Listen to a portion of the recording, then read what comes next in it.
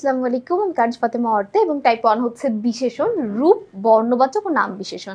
তিনটার অর্থ এক, যেটাই রূপ সেটাই বর্ণ সেটাই নাম বিশেষণ। ঠিক আছে, তো আমরা একটু দেখে নিই আমাদের রূপবাচক দ্বারা কি বোঝায়।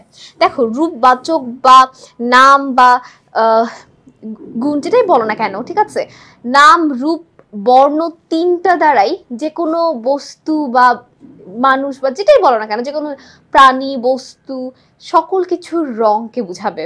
কোনো কিছুর রং মানেই হচ্ছে নাম বিশেষণ অথবা রূপ বিশেষণ অথবা বর্ণ বিশেষণ। এর মাধ্যমে আমরা খুব সহজে বের করতে পারবো। ঠিক আছে, প্রথম প্রশ্নটা আমরা একটু দেখি। কোনটি নাম বিশেষণ? নীল আকাশ, রকেট অতি দ্রুত চলে, ধীরে ধীরে বায়ু বয়, ধিক তারে শতধিক নির্লজ্জ যেজন। এটা অবশ্যই বোঝা যাচ্ছে নীল আকাশ, রং আছে। কোনটি রূপবাচক বিশেষণ? নীল, সবুজ, কালো, লাল, সাদা, তাজা, দেশ, রোগা। বুঝাই যাচ্ছে কালার। বর্ণবাচক বিশেষণের উদাহরণ কোনটি? লাল, আধা, পাথুরে নাকি এক। এর উত্তর কি হবে? লাল। আচ্ছা, এরপরে আমরা একটু পরের প্রশ্নটা দেখি। তিল সুজে বাতি জ্বলে মিটির মিটির, এখানে দ্বিরুক্তিটি কোন পদ হিসেবে ব্যবহার করা হয়েছে? এখানে দ্বিরুক্তিটি কোন পদ হিসেবে ব্যবহার করা হয়েছে? বিশেষণ হিসেবে ব্যবহার করা হয়েছে। সামান্য একটু দুধ দাও, এই বাক্যে সামান্য কোন পদ? বিশেষ্য, অব্যয়, সর্বনাম নাকি বিশেষণ?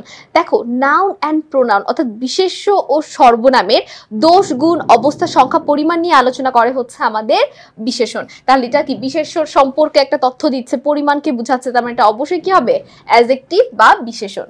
বিশেষণ কার দোষ, গুণ, সংখ্যা, পরিমাণ, অবস্থা ইত্যাদি প্রকাশ করে। আমি মাত্রই কিন্তু এটা উত্তর বলে দিয়েছি যে বিশেষণ কি করে? নাউন অ্যান্ড প্রোনাউন অর্থাৎ বিশেষ্য ও সর্বনামের দোষ, গুণ, অবস্থা, সংখ্যা, পরিমাণ নিয়ে আলোচনা করে।